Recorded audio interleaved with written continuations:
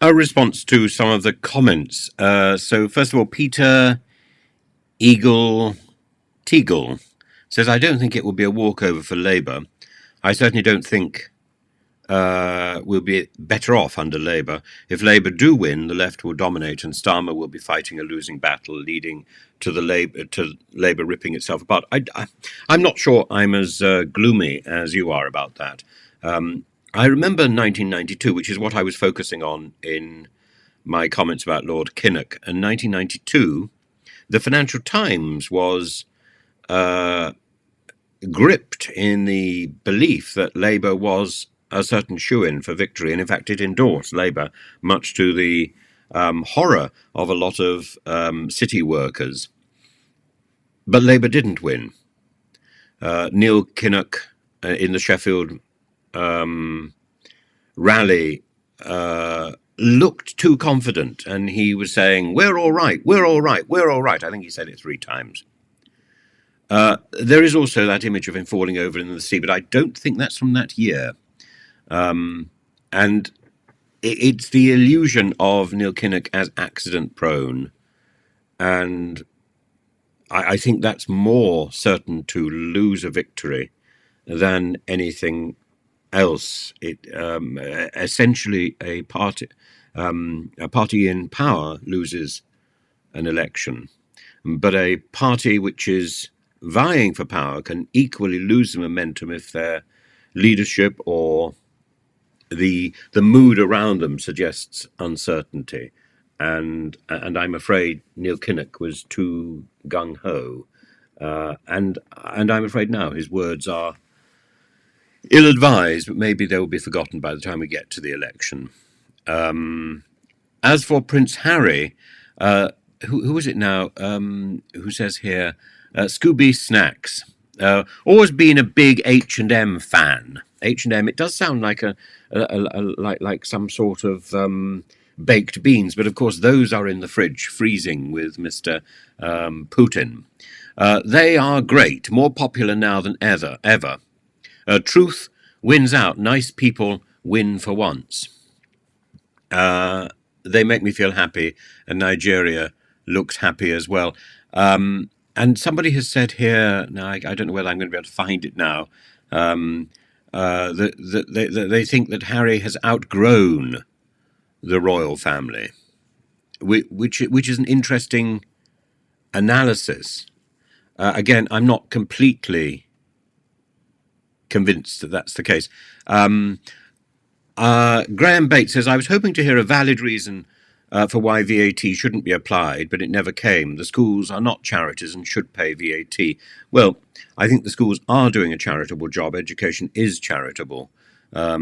I don't think there should be necessarily a ban on VAT, but then, of course, VAT is a European tax. Maybe nobody should be paying VAT at this moment. The issue isn't about VAT. The issue isn't about the tax, as far as I'm concerned. I see no reason why schools shouldn't pay VAT. It could well destroy some of the lesser capable private schools, and some of them may well deservedly go out of business. But by destroying something, you don't improve something else. That's the issue. And the imposition of VAT is a destructive measure, even if it's arguably appropriate. It comes from an ideology which is dismissive of the private school system. There are many reasons why people might feel a private school is a good idea.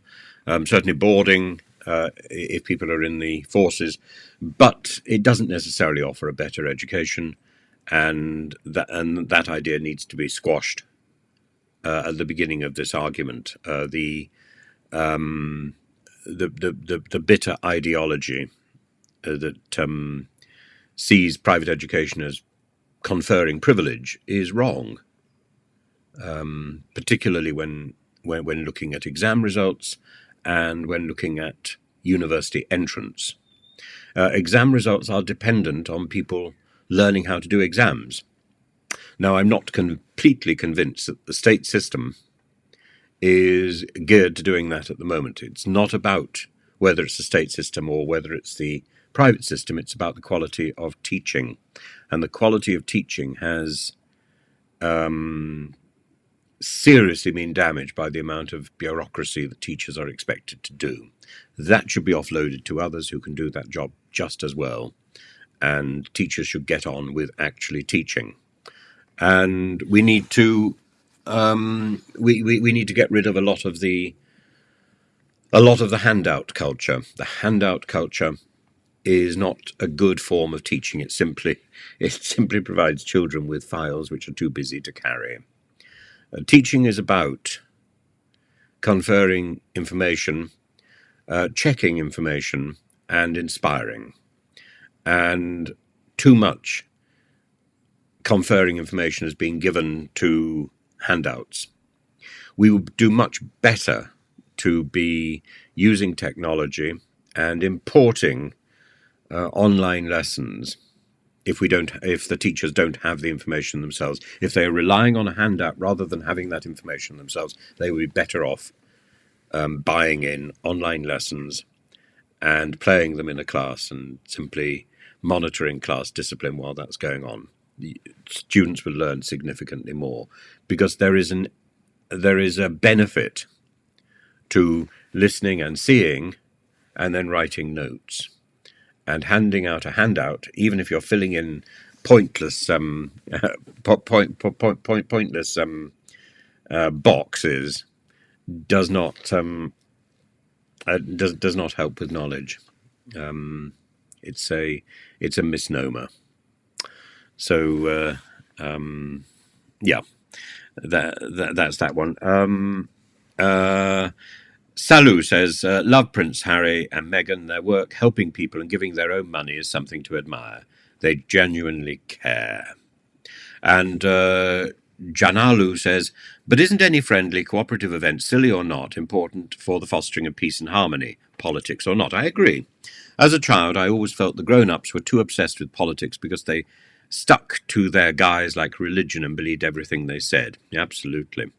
Even when they were messing up or got caught in a lie, they ignored or looked down at others. Even when their other team had a good idea, I always thought they should have more common sense about it. Now I realize that it is exactly the message in The Emperor's New Clothes. I think it's actually exactly the message in the tribal loyalty that you see in football. And we need to grow up. There's no reason why the political side that you vote for should be correct about everything. Look at the other side. The other side has there's a lot of green grass on the other side.